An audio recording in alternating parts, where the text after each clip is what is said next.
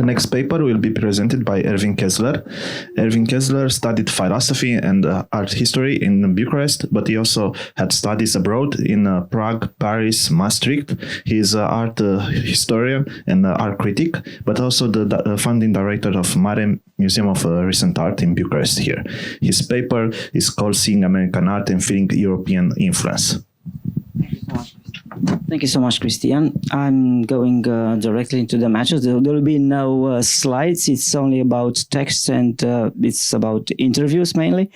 And well, I will start with an observation, link it with my previous question addressed to Philip. So this is actually the reverse of his presentation. I didn't know the content of it. It's really the reverse of his presentation. So in his presentation, there was no institution, no American institution invoked. There were only independent relationships between independent artists and somehow acting on their own, and sometimes independent-like looking institutions from Poland. So there were state institutions, but acting independent. So the total reverse of this will be presented in the following paper, and it's mostly linked with one kind of institution. It's the American USIA. So established by President Dwight Eisenhower in 1933, USIA, the United States Information Agency, or United States Information Service, was active until 1999, when it was disbanded. It was an enormous propaganda machinery, the biggest in the world, actually, focused on public, I mean, this is not an exaggeration, I mean, it matters of people employed, focused on public diplomacy through the means of mainly cultural influence and interventionism. Eisenhower said, and I quote, "Audiences would be more receptive to the American message if they were kept from identifying it as propaganda.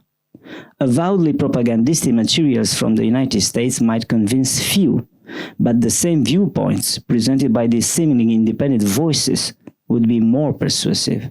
End quote. This standpoint is visible in the exhibitions program mounted by USIA during the Cold War and the short period after, especially behind the Iron Curtain.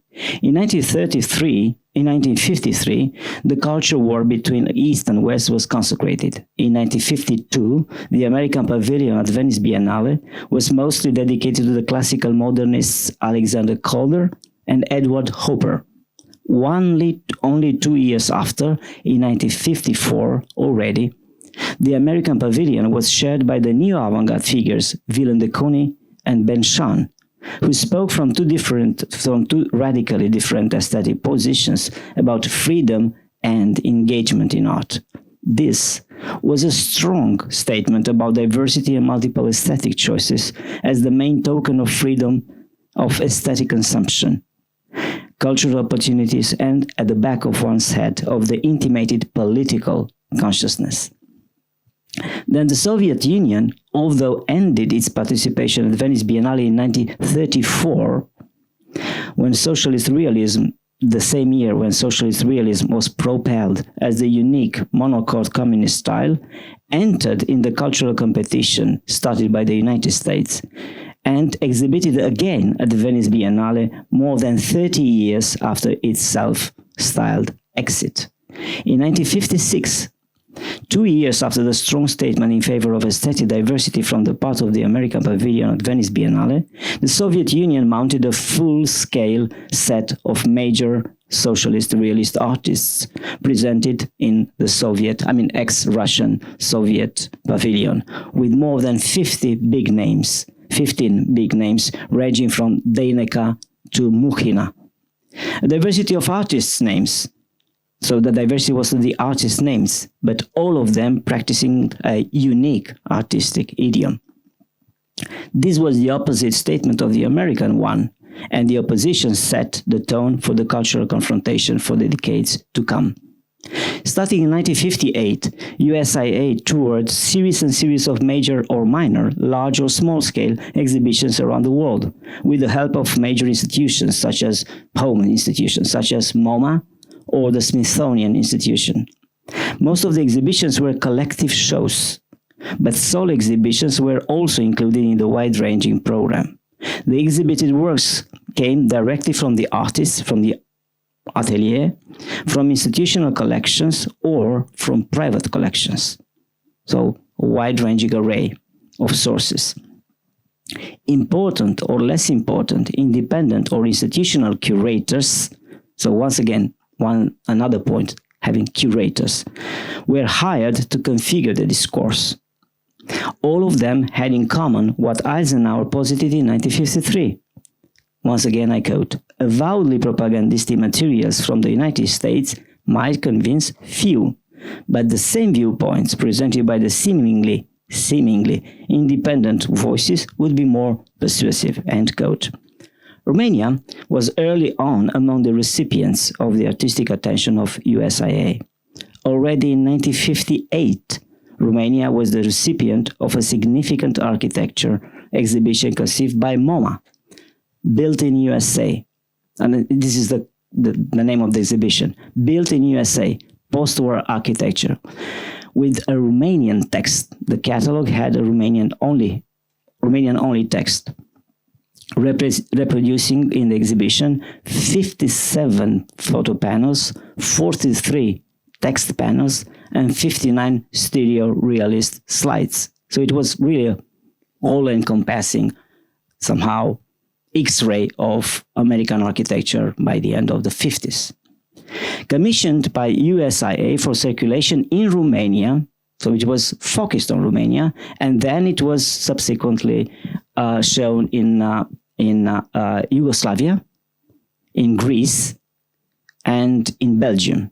It was disbanded in 1960, so it was toured for 2 years. In Romania, it was shown in Bucharest, in Cluj, and Sibiu, and Iași. So it was shown in Bucharest at the Dulles Hall, which we know here. It used to be a very important central place of consecrating artists, right in the downtown Bucharest. And it was presented from January to February 1958. In Cluj, it was presented at the Municipal Museum of Art from February to March. In Sibiu, at the Club of Trade and Cooperative Union in March. And in Iași, at the Palace of Culture in April 1958. So it was shown in really big, significant venues, which is significant, you will see further. And this exhibition was in 1958. A mention should be made, although it might be completely forgotten now, in 1958 was a crucial year in Romanian history. Mr. Popa knows very well. Between June and July 1958, the occupying Soviet army retreated from the territory of Romania. So it was the first emancipation of Romania from the Soviet imperialist regime. Significantly, the exhibition of American architecture was touring the country only a couple of months before that date, as an early cultural sign of Romania opening a new page of its political history, not only cultural opening.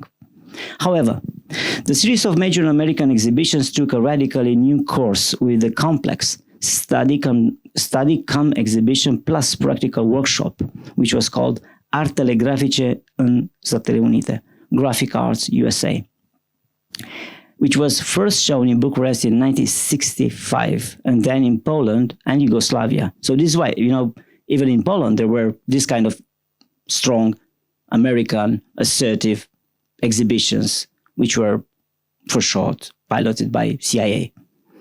The exhibition partly diverged, and I want to make a point here that most of those exhibitions were firstly shown or certainly shown in Yugoslavia. So Yugoslavia was almost, I would say, a favored recipient of this kind of exhibitions. The exhibition partly diverged from the hardline Cold War cultural politics, such as the views expressed by President Eisenhower in his anti-communist speech of 1954 at MoMA's 25th anniversary. I quote, "Freedom of the arts is a basic freedom, one of the pillars of liberty in our land. In tyranny, you know what tyranny means, artists are made the slaves and tools of the state, chief propagandists of a cause, end quote. So this is a propaganda message directed against the propaganda message of the Soviet Union.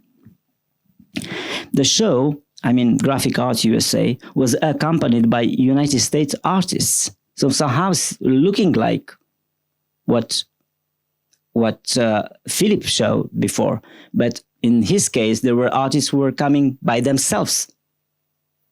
In this case, and much earlier, the artists were brought in by the institutions. So this is why I'm wondering, maybe there were some institutions behind the American artists in your case. I don't know. We can talk afterwards. Anyway, so there were many United States artists who visited and depicted tourist and industrial areas in Romania, depicted in their own works, made on the spot in Romania and shown in Romania in the same exhibition. So it was an exhibition on the making, developing one.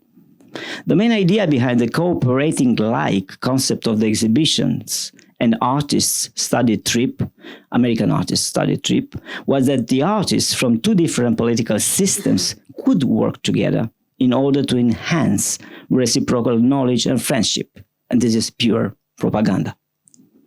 However, the main point of the exhibition was its in-the-making feature, that it's workshop-focused development. The fact that the American artists came with their innovative silkscreen printing gear, with their new materials, colors and fabrics, they have a full equipment car with them. Their innovative silkscreen fabrics with their promotional system and their brands behind it, commercial brands behind it. The subliminal patronization of the local retarded art world by the advanced American artists was at stake in this asymmetric collaboration, which took place on the enemy's territory. A further step was the program Art in Embassies. Art in Embassies Committee formed in 1960 by the International Council to assemble loan collections of American art for residencies of United States ambassadors abroad. The program provided an encouraging model and stimulated government interest in such an exhibitions program. The Art in Embassies Committee, which was started, as I remember, by the wife of the American ambassador in Norway or in another Scandinavian country. So it was a proposal made by the wife of an American ambassador. So the government interest in such an exhibitions program. The Art in Embassies Committee terminated in 1970 when the United States Department of State undertook similar activities of its own. From 1960 to 1970, 41 collections prepared for embassies in Europe, Asia, Africa, and Latin America. In the case of Romania, there were two rounds of Art in Embassies exhibitions. First, it was for the Ambassador Davis in Bucharest, in Romania, from September 1966 until December 1968. And there were big works by San Francis, by Rothko, so there was no small prints. It was with big, significant works in the residency of the ambassador, who invited, of course, Romanian officials to dinners and talks. Then MoMA took the lead and mounted solo shows. So these were mounted directly by USIA, but then MoMA, commissioned by USIA, took the lead and mounted solo shows like Steichen, the photographer. It was with 162 photographs. It was an exhibition which was conceived and directed by Edward Steichen himself, based on an exhibition shown at MoMA in 1961 and conceived under his aegis. It was originally circulated in the USA between 1961 and 1963, and in Romania was shown in Bucharest at the Gallery of Photography from April to May 1969, and in Timișoara in June 1969, and in Iași in July 1969. It was followed by Jasper Jones exhibition with lithographs. There were 30 lithographs selected by William Lieberman and Virginia Allen, and they were shown in Bucharest at the Romanian Athenaeum. Once again, a significant central cultural venue, but this time with less significance in the visual arts system in Romania. So it was somehow central from the point of view of placing, from the topographical point of view, but marginal from the point of view of art venues. And it was shown in August and September 1970. There were many other exhibitions, including exhibitions dedicated to, say, the classic American film. It was an anthology of mostly silent films produced in the USA, and it was selected by Donald Ritchie, and it was shown in Romania in 1970. In early 1969, as a consequence of the Prague Spring, connected with this exhibition in 1970, it was once again about connected with somehow with what Philip said. It was an exhibition which was overcrowded. It was shown in Dulles Hall, which is close to the university and close to the biggest and oldest tower, tower hotel in Bucharest, Intercontinental, and it was a visit by Erich Honecker at that time in Bucharest. And it's really not a joke, but when they passed through, they saw the huge queue in front of the official column with Ceausescu and Erich Honecker passed through. They said, "What's happening there?" Ceausescu said, "We don't know. It's a huge queue." And he was asking, "What's that?" And they said, "It's an American exhibition on American cinema." He said, and it was closed next day. So it was. They got permission for it, but not permission for its success. It was too much.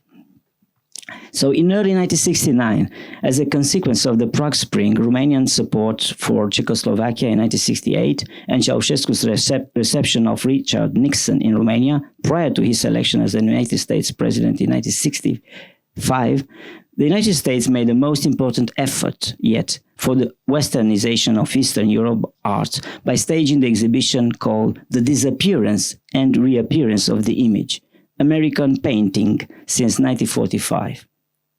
Organized by the Smithsonian Institution for the National Collection of Fine Arts International Art Program of the State Department, this unprecedented show was accompanied by a Romanian-only catalog with 48 illustrations of 82 works by 19 key artists, such as Jackson Pollock, Willem de Kooning, Andy Warhol, Robert Rauschenberg, Barnett Newman, Morris Louis, Mark Rothko, and so on. I mean, with only big, enormous pieces.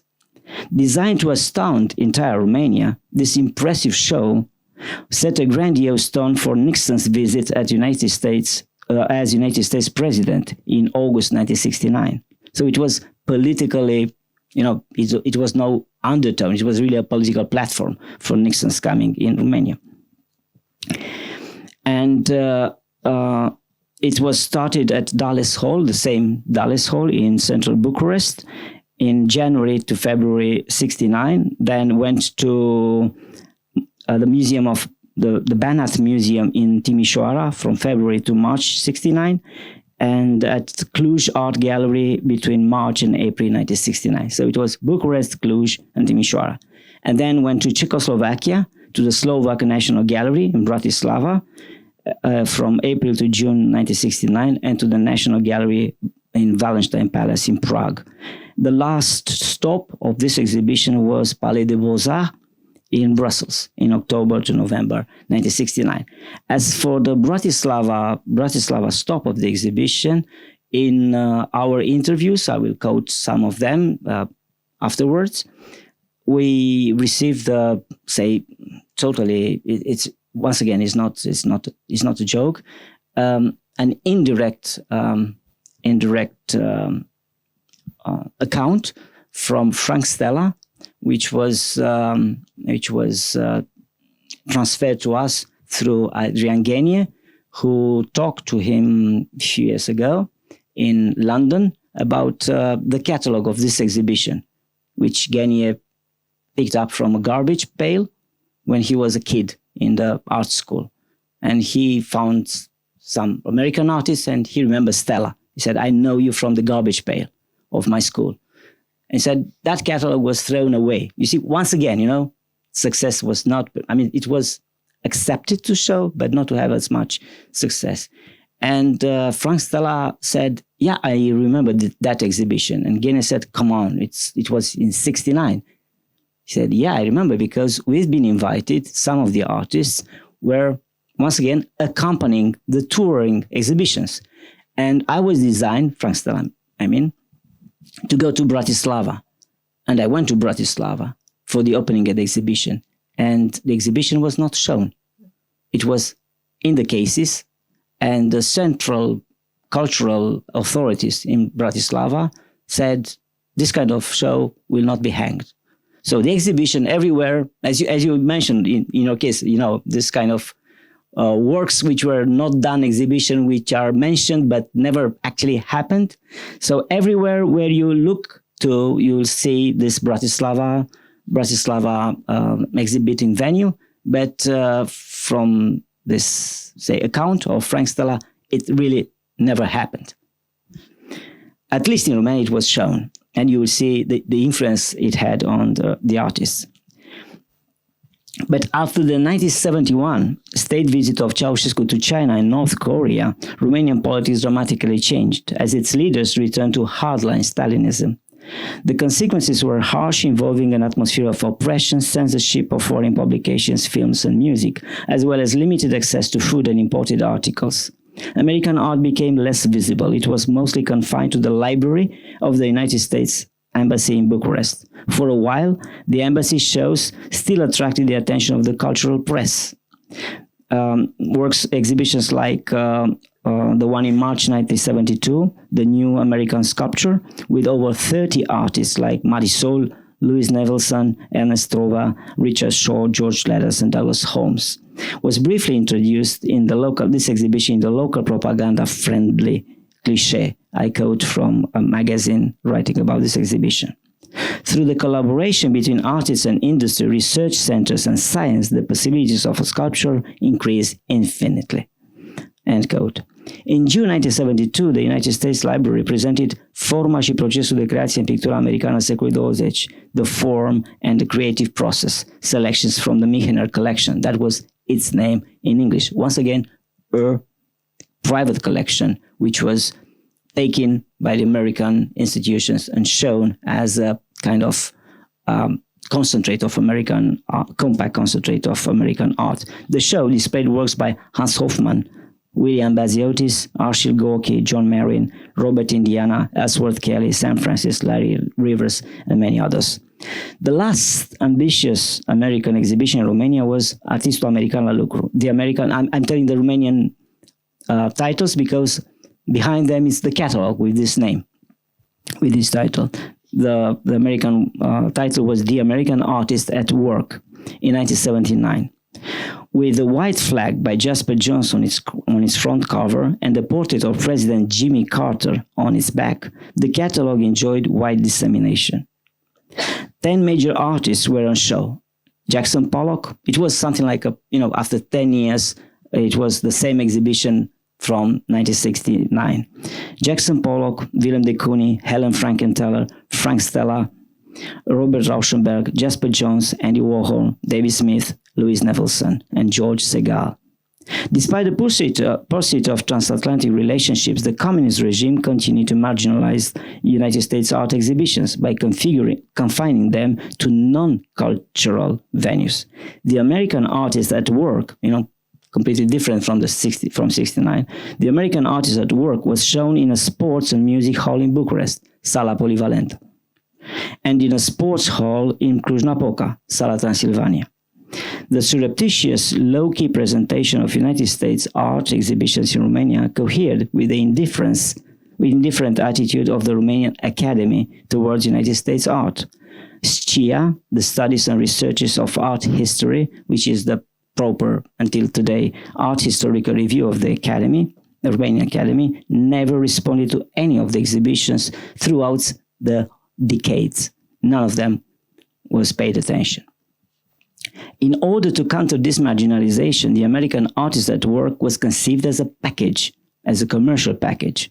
There were documentary films projected in the exhibition halls in order to familiarize visitors with the working process of the artists. There were posters given to each visitor. There were medals given to each visitor. So there were many, I would say, merchandising, but freeware to everybody. So the typical American promotion was inserted, and it really lasted. I even met and talked with artists who are still showing that medal after so many years.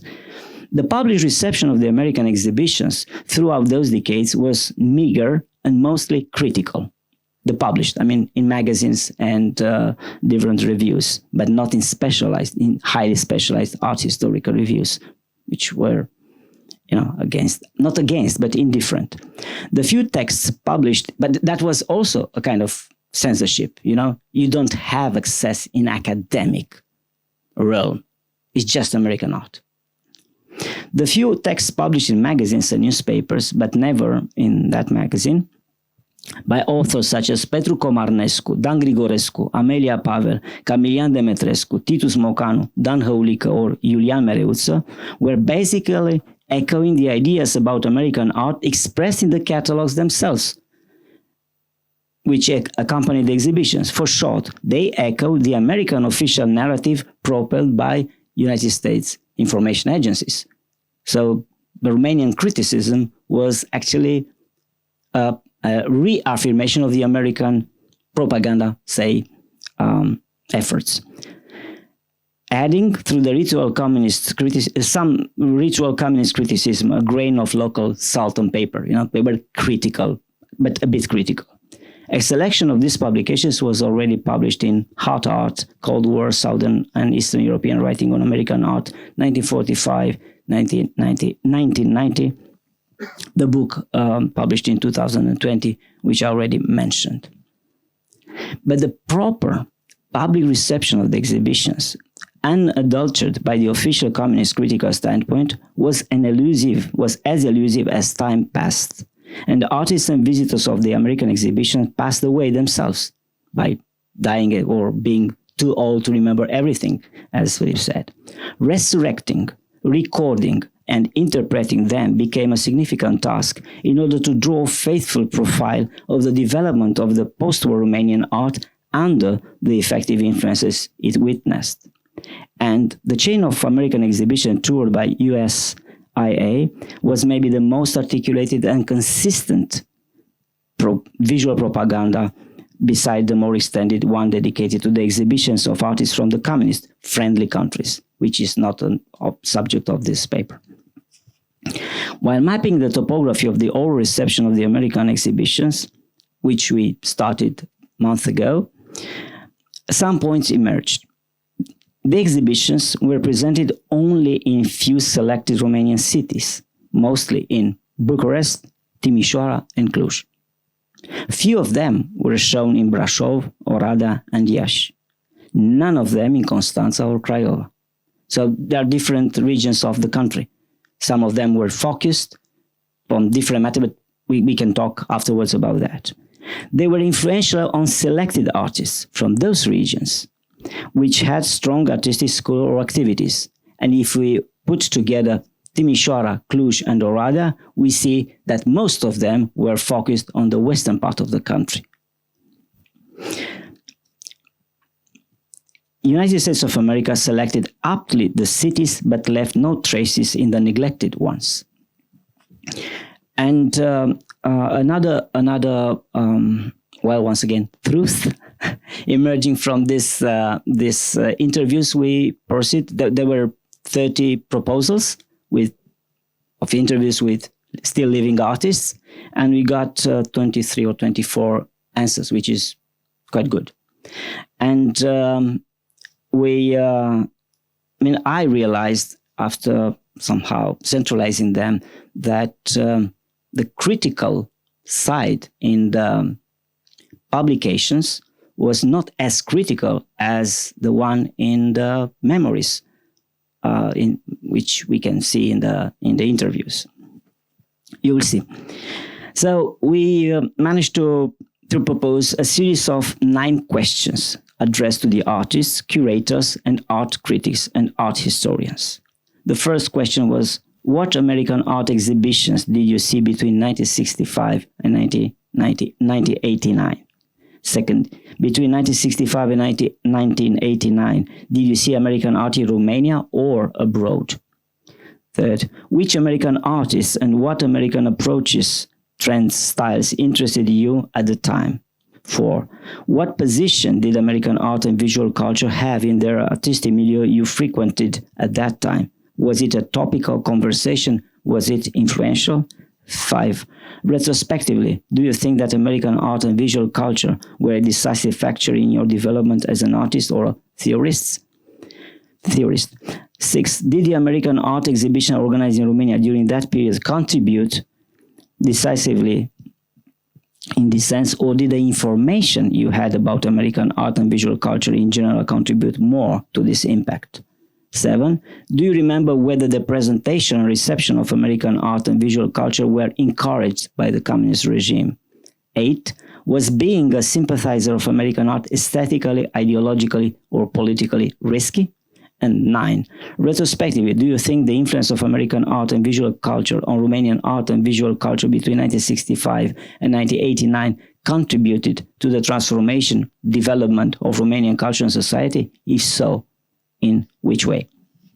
So from the 30 selected art people, as I told you, 22 answered in written form to our questionnaire and 4 in videos. We will see some other presentations in today. The texts together are 5 art historians, art critics and curators, and 17 artists. And among the conclusions, the exhibition from 1958 is not remembered by anybody. It means either most of the people who saw it died or totally forgot it. So that was the first very significant American insertion. And Graphic Arts USA from 1965, the biggest, focused on visual arts and showing Ben Shahn, Saul Steinberg, Rockwell Kent, big American artists, is also never mentioned.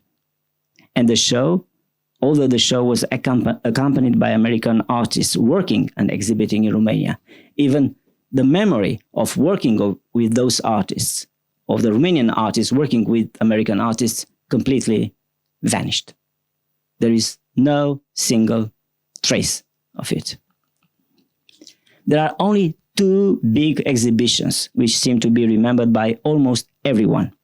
The first is the disappearance and reappearance of the image, American painting after 1945, which was shown in Bucharest, Cluj, and Timișoara in 1969.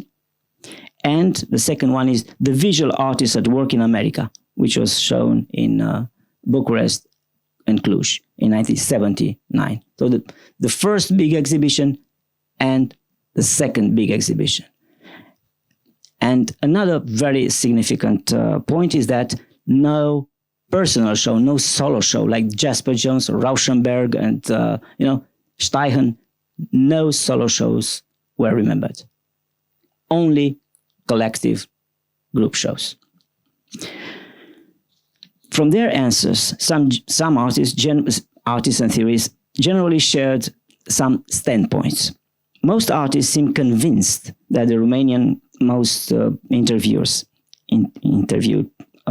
people seem convinced that the Romanian communist regime was forced to accept the American exhibitions on purely political grounds because of the wish-for agreement of the most favorite nation. That gave some significant economic. So it was a political decision that gave significant economic benefits for the country. Not maybe for the United States too, but mostly for the communist country. So that was the political framing of these exhibitions. The moral, ideological, and political side of the exhibits was generally overlooked. The artists mostly referenced the technical, aesthetic, and curatorial particularities of producing, displaying, and promoting American art. The awakening of the consciousness, the jump from perceived artistic freedom to freedom as such and political consciousness did not happen. Nobody cared off. No ethical upgrade followed the aesthetic mise au jour. Everything was taken very cultural and very creative, but no protest against the restrictions of the regime emerged out of these exhibitions. On the contrary, the permission to access American art at home spoke well in the favor of the local communist regime, seen as rather open and prone to assimilating innovation and westernization. So it's somehow the opposite. The solo shows, as I told you, were not assimilated. The exhibitions were conceived in a very instrumental way. They were always conceived by American curators, opposing to the Polish case where the exchange was also curatorial exchange. So they were always conceived by American curators. The texts were only by American art historians and translated by the same, throughout the decades, by the same translator, which I suppose is Hungarian, Romanian translator. I saw some, there are some Hungarians have some problem with the gender in Romanian, in the substantive. So in the nouns, sorry. So I found this kind of, and so with not even the proofreading was given to a Romanian, So that's very significant of the catalogs. And the exhibitions were mounted and managed by Austrian experts with Italian furniture and design, but sometimes having Romanian guides, students. American art was not a central landmark of the Romanian artists. It emerged from the whole interviews. In the case of a series of artists, the European art was acknowledged as being much more influential. And I tell this mostly for the Romanian audience who knows the name. Artists like Antic, Brudascu, Flondor, Scriba, Găină, Ila, Ioan Augustin Pop, Davidescu, and theories like Cătălin Davidescu, artists like Marilena Predasen, Păduraru, Maniu, Altman, and Napoleon Tiron, they all consider that the influence of European art, Western Europe art, was much more powerful than the American one. There are few artists who are of the opposite opinion that American art was very influential. So this is Ion Grigorescu, Laurențiu Ruță, and Valeriu Mladin, and the art historian Liviana Dan. The visiting exhibitions and having encounters with American curators and diplomats, because they were institutional exhibitions, were perceived as being dangerous, because made the people who interacted with them being surveyed, and this is supported by Flondor, Scriba, Găină, and Altman. American art was disseminated via kind of hearsay, the atelier culture, and this is pointed by Brudascu and Ion Grigorescu, and it was perceived rather as a social phenomenon, like queuing, as I told you before, mostly by Antic and Liviana Dan. The exhibitions were interesting for the artists because of the displayed artistic innovative techniques. This is mostly the case with most of the artists, Brudascu, Ila, Găină, and Flondor. And one of the reasons they were very influential is because of the huge, enormous size of the exhibits. Most of the Romanian artists never imagined to, as Flondor said, to work on canvas of 3 meters on 4. So that was absolutely, or Ila is saying the same. And it seems the last point, but it's not the least one, influential, having the merchandising, the free given merchandising, and the design of the exhibitions was also very influential. And For most of the artists, the relationship with American exhibitions was a kind of experiment for themselves.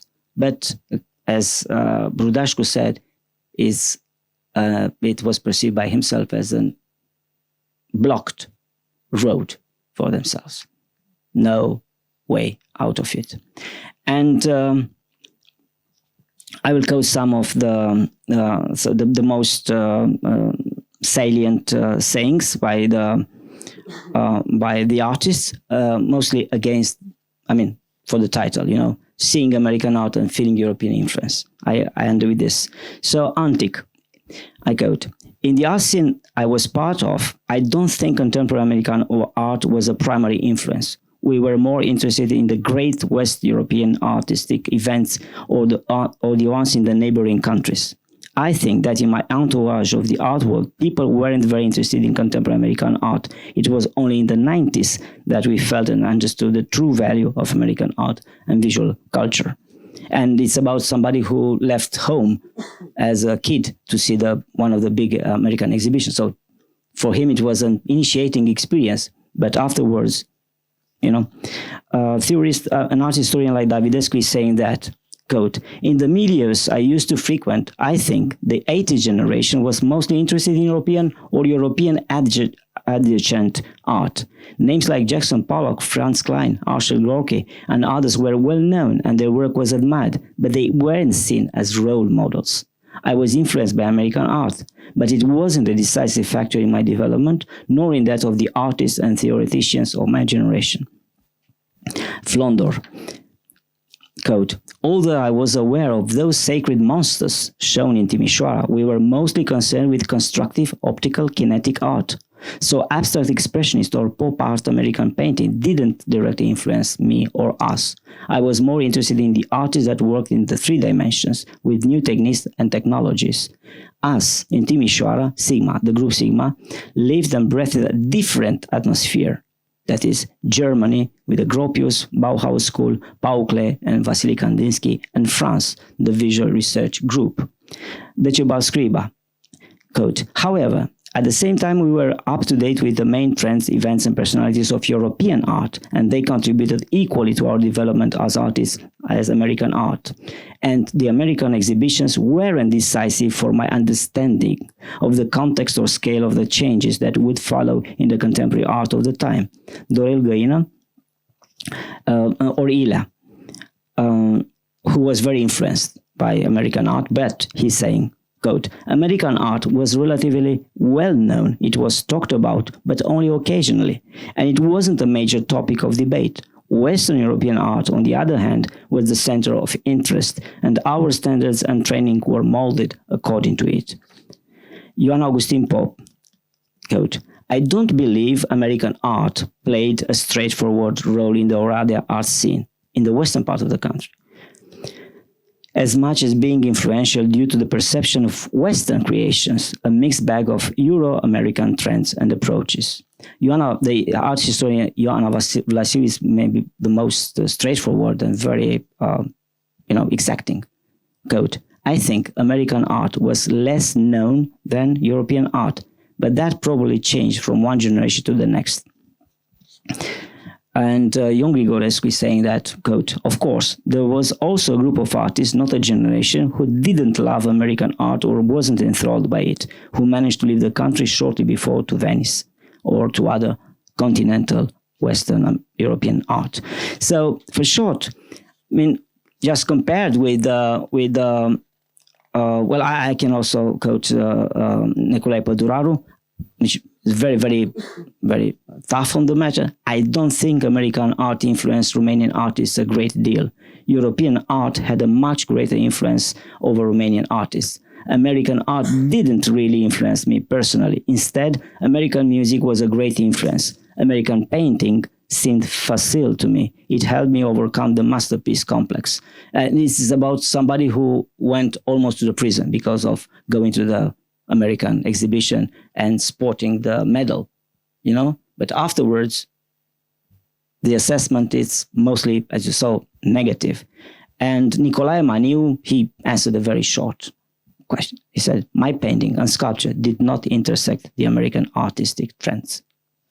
So, strange enough, these confessions are more critical to American art, although showing kind of influence, but being critical on them and very, say, positive towards European art. Okay, thank you.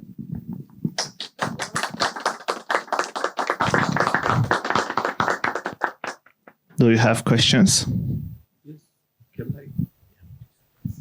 Thank you, Professor Kessler. Thank you for your presentation. It gives me a very valuable insights for my theme also. I wonder if we could make them together to make a better presentation.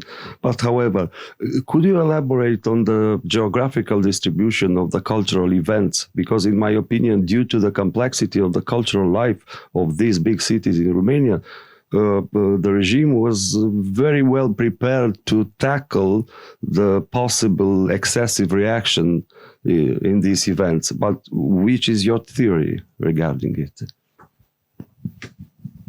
Thank you.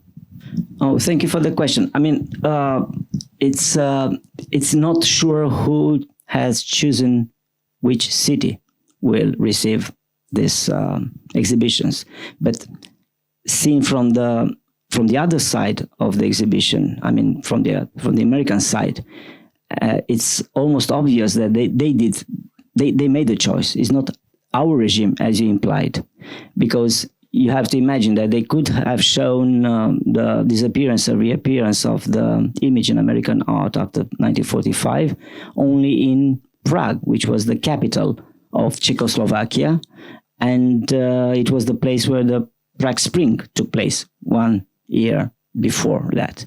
But they have chosen Prague and Bratislava, which was a statement. And it was not the statement of the Czechoslovak or the Czech and Slovak people, you know? So I think in Romania, which was the only country that had three venues, it was a political choice of the American organization or institutions which organized the exhibition, not of the Romanian, you know? So this is why I actually pointed out that the United States have chosen this. Well, I have no idea. Even in Romania, the most of the cases are closed. Yeah. Yeah, thank you. It's more like a comment that your talk made me think, the issues that you made me think about rather than a question. I'll have one question, but maybe later on. It's interesting when you mention a lot of exhibitions that you mentioned. They traveled not only in Romania, but also they were, as you said, organized by USIA, and they traveled in different countries like Poland. For example, the built in the USA, that was taken, the American graphic graphic art from 1966. Yeah, exactly, in 65. So it is sort of interesting to think about these exhibitions in terms of like country or national reception, but then sort of these were international projects very often. So Americans tried to strike a deal with as many countries of the Soviet bloc as possible to exhibit as much as possible. So on the one hand, I mentioned, for example, a few exhibitions that you mentioned, and when I wrote the introduction to the Polish section, and it would be interesting. I don't have such data, but it will be interesting to compare actually what you just elaborated on, how these exhibitions were received in Romania and say Poland or Slovakia, Czechoslovakia back then, and so on. So that's one thing that we have to realize, that they actually thought about from American perspective. They were thinking about our countries as the Soviet bloc, rather than that, oh, we're going to do something in former Yugoslavia, which was easier. Well, that's a different story, because it had a different status. It was more open and so on because of Tito's politics. But Romania, Czechoslovakia, Poland, Hungary, there was something that they tried to target as a batch, as a like a whole. Very often, not always, but sometimes they managed to that the government allowed for that. And then they exhibited, and that these exhibitions traveled. Yeah, so that's one thing. For example, we didn't have the disappearance and appearance. What was the title of the image? Of the image, yeah. That was something. I don't know if that was it in any other country. It was in Slovakia, but it didn't happen. Yeah, yeah. Okay. It was also in Czechoslovakia and Bratislava. Yeah. I mean, Slovakia in Czechoslovakia, meaning that. Oh, so it was in Prague. It happened. Oh, it happened in Prague. Okay, yeah. So it was in fine. Yeah. So as you see, some exhibitions made it to some countries and others didn't to other countries of the Soviet bloc, which is kind of interesting and would be for a comparative perspective also of reception of these works. For example, in Poland, there were when I was doing my research, I counted about between 1950 or 45 even and 1990 there were about 30 official exhibitions of smaller or bigger of the kind that you mentioned, yeah, in state galleries or national museums and so on so forth of exhibitions of American art of different kind. But what is interesting is that there is that you mentioned that art magazines were not interested at all in these exhibitions. In Poland, it was the same. I looked at a number of art or cultural magazines. There was hardly ever you could find a trace. There, of course, there were some articles in everyday press. Some of them were even more extensive, but art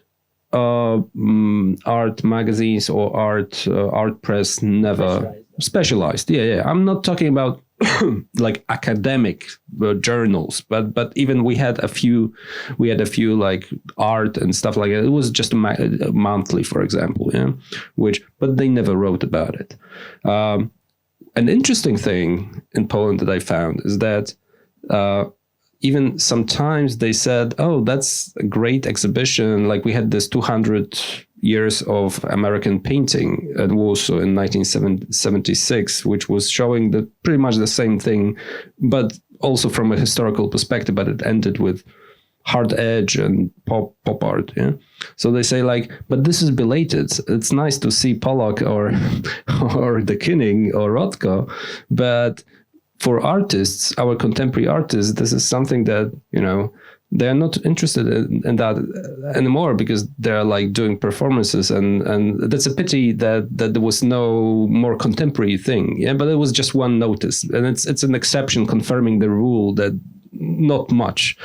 And the last thing is that you talked a lot about this Western art or Western European art as opposed to American art. A lot of artists mentioned that, yeah. And I was very interested, and I always made, at the beginning, it seemed that really Western, whatever was Western, which also counted in American, was something attractive and treated as a whole, very often in discourse about art. So it's our art, like this, Soviet bloc art, Polish, Romanian, Hungarian, and then we have everything that's behind on the other side of the Iron Curtain. It's Western. And then the status of American art, it's kind of, it was not always distinguished from Western as a whole, yeah. And when I hear and I encountered such opinions like the artists that you talked to or critics that okay, Western European art was like something more important to us. But I'm just wondering, and I also asked my interviewees, So how do you distinguish, for example, American art from Western European art after, say, in 1960s or when there is not just painting, but there is performance, conceptual art, minimalism, all these things, fluxes. It's really hard to think about how is it different, because all these art scene became like really international. And this distinction between American art, which of course New York was the center, but generally speaking, and things that were happening in Paris, for example, from 1960s and 1970s, they were pretty much the same thing, but in my opinion, at least. So that's just something that I find, not just with reference to what you were saying, but in general to this sort of a reception of American art, kind of interesting that this American thing is like, oh, American not, but Western European, yes. So which artists? It's interesting that there were names, American artist names, but I don't know, maybe you omitted them, but they never mentioned, or you never mentioned any specific name of a European artist that was influential. So like what? Mathieu, but not Pollock? It was Klee and Bauhaus and Gropius. Yeah, but it was... Anyway, I will answer. Yeah, of course, but Klee, it's in 1920s, and 30s, yeah? So that's a different story. Yeah. Oh, okay. So I will, from your comments, I will take some questions too. So now to answer to one of your previous comments about the exhibitions, the kind of exhibition, touring exhibitions. So firstly, they were taught not only in the Eastern Europe, they were the American USA had exhibitions, somehow kind of, I would say, clusters of exhibitions, specifically designed for Latin America, for Southeastern Asia, for Eastern Europe, and for Africa. So they had these clusters, and an exhibition from one cluster never toured in another cluster. So the exhibitions from Asia were touring in Asia, not in Africa. And the Latin America exhibitions, they were conceived only for Latin America, not for Europe. So that was a kind of surely political and, say, CIA thinking, for sure, dividing the globe in these segments. So that's one. And the touring exhibitions, they were made to be toured in, say, communist countries and sometimes in capitalist countries too. And they were not in all the communist countries at the same time. This is a very significant thing. You don't find an exhibition which was in Bulgaria, Romania. Bulgaria was almost nowhere. But anyway, Romania, Hungary, Bulgaria, Yugoslavia, Poland, and Czechoslovakia. No, there was no exhibition like that. There are only 3 or 4 venues, destinations, with mostly 3 venues in one single country. So that was also kind of thinking of USIA. Third, there were exhibitions which were, I would call them, reward exhibitions. And the biggest one was the biggest reward. That is the disappearance, reappearance of the image in American art after 1945. That exhibition was certainly conceived as a kind of grant, a visual grant to the countries involved in the Prague Spring. So it started in Romania in January 1969, because what happened in August 1968 when Romania supported the spring, the Prague Spring, say, uprising. And it toured only in Czechoslovakia. So it was certainly made as an award given, and especially it was an award, if you take into account, I investigated all the works in the exhibition, it was only made of masterpieces. Huge, enormous, and extremely valuable works, which now are in big museums. Mm-hmm. So it was really like an exceptional act of gratitude. So this is a special kind of exhibition. Sorry to interrupt, but if it wasn't a reward, Poland was not rewarded because and Poland unfortunately invaded Czechoslovakia. So this is why I made I made this distinction. Yeah. You know, and Poland was the host to Warsaw Treaty, unfortunately. Yeah, and So it's regarding the exhibitions, and you also had a last point about. Sorry, it was about Western Okay. American, Yeah. because So- and Western European, This is very, very frequent. I mean, this is why I quote it from their own words. It's and it's the same mind frame. You saw Western European art, and it certainly targets one single, say, reality is the Paris school. It's either the Paris school or the Bauhaus.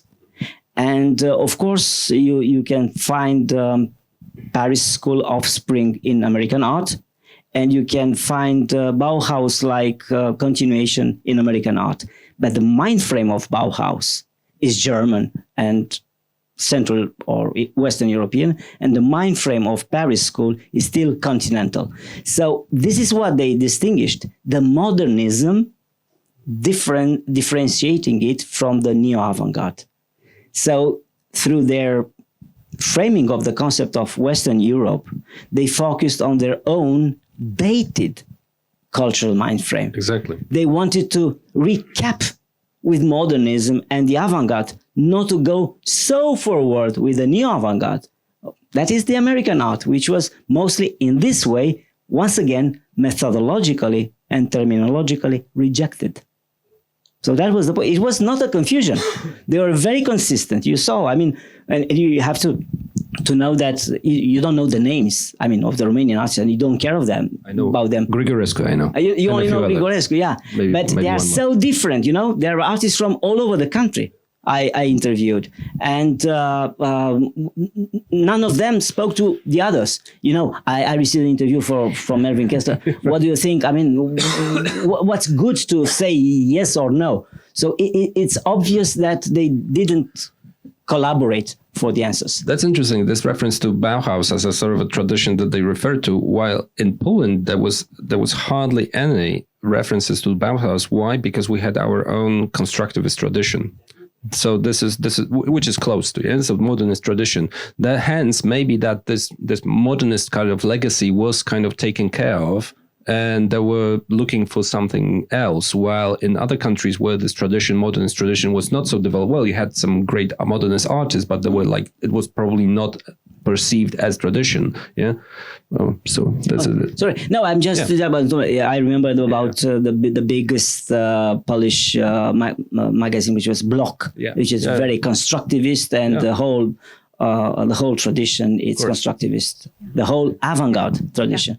Thank you. I just want to maybe solve this debate what you just had, namely that when you are interviewing these artists now, they are giving a very different response, right? That what is the crucial influence of their work, and of course the Polish artist and the Polish art would like to behave as an empire of its own, so they are not referencing to any other cultural traditions than the Polish cultural tradition. And in that sense, I think you are very right that how the different concepts and ideas are traveling, and these are there is not such a thing as European art or US art, whatever, because that, as you pointed out, the Bauhaus has an afterlife in the US. And of course, there is this very interesting period of the 1950s when those Eastern European emigres were teaching in BA colleges, and they are,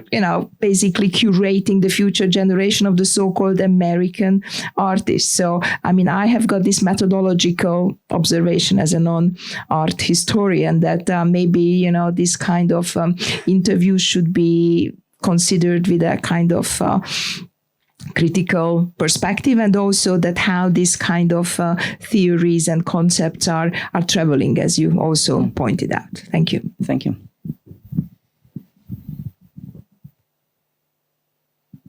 Other questions? I have one. Please. My question is rather blunt or pragmatic. How effective was, in the end, this huge American propaganda in the Romanian art? Because it's a question for the art historian, not for the artists. I'm not interested in their answers. Okay, I saw them, and okay, but I ask you directly, how efficient was this propaganda? Because it's huge. It's a huge effort to stage these venues, these exhibitions, and in their response, in the artist's response, it is like nothing. They say, "Oh no, that wasn't for me. That didn't have a direct influence towards my art." But the art historian, how the art historian perceived this propaganda? Well, the short answer is indeed it was ineffective. I mean, compared to the enormous means, the result was totally a disgrace, especially if you take into account the art historical reality that at the same time in Romania, at the same time with the American insertion of, say, innovative American art, in Romania, it was a twofold development. The development of an official art, truly subservient art to the communist regime, which was purely, say,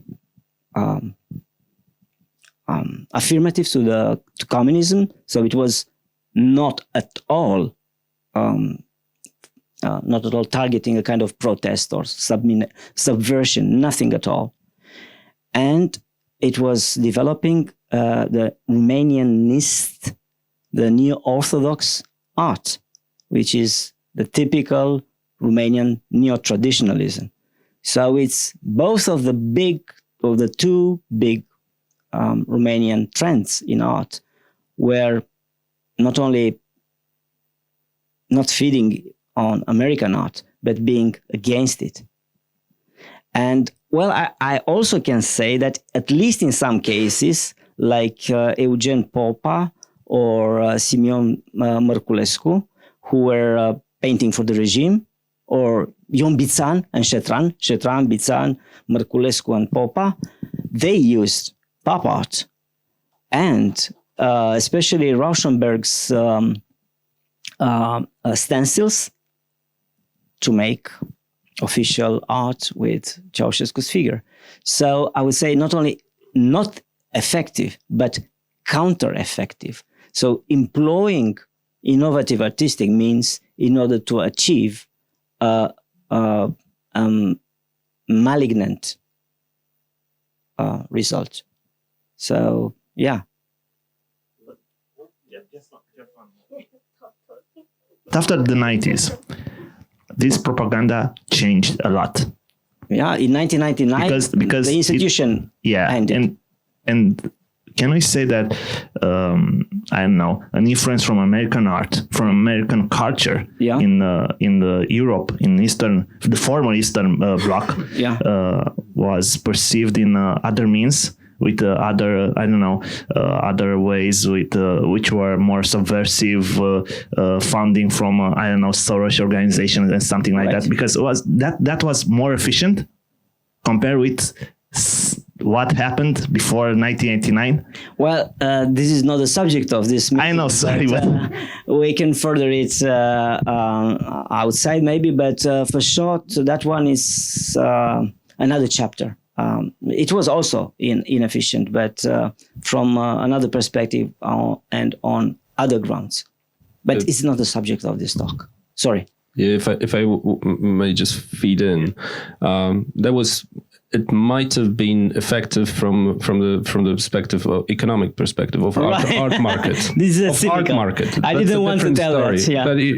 But that's a different story. But referring to what you asked about if this propaganda was effective, and to a point, I of course agree with Erwin. But at the same time, what the question is, what was the purpose of this huge effort on the American side? Was it really to change art in the countries of the communist bloc?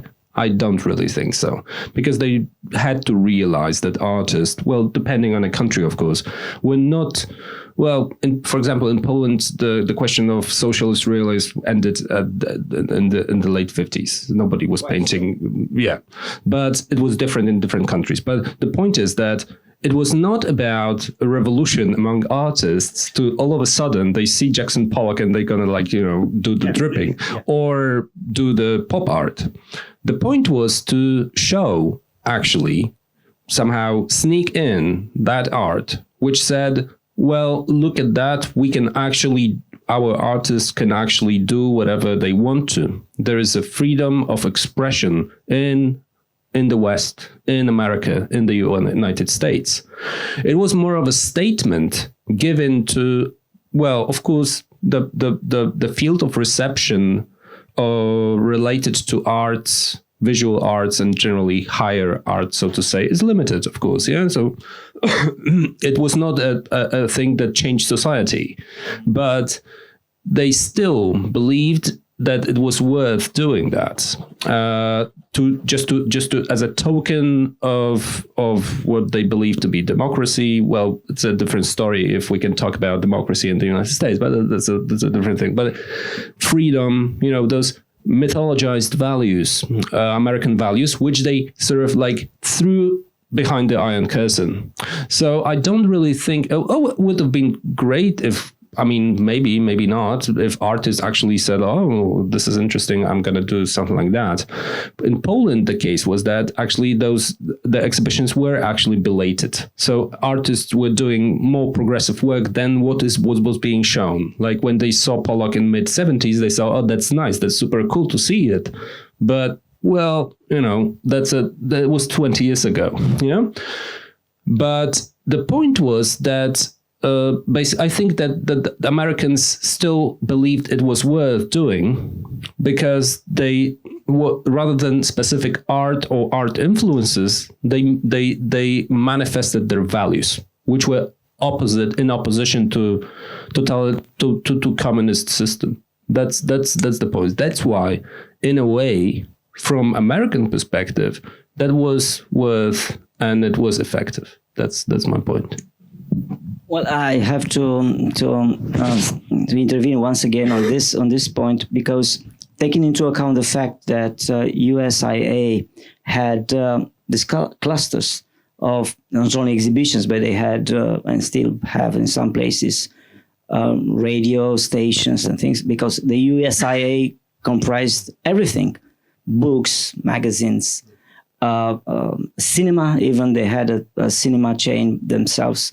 And dance and music and a lot of visual arts and literature. So it was a huge amount, and it was, as I told you, focused on Asia, on Africa, and Latin America, and mostly Eastern Europe. So it's not only about disseminating the values, but I think they envisioned a kind of confinement of possibly, say, explosion of communist interest in different countries. So they wanted, through this kind of exhibitions and different, say, cultural propaganda, to restrain the other propaganda of the Soviet Union. So it was really a war. So it's not really it's not only proposing moral values, but really acting instrumentally. And I think this is why CIA was in charge with it. So it's no guilt in this. It's just a kind of professionalism in countering a kind of propaganda and confining it, and somehow acting in advance to this. Yeah, Erwin, I completely agree. That's what I meant, because when I said values, it's not just like this sort of a moral kind of a vague thing. It was a cultural war.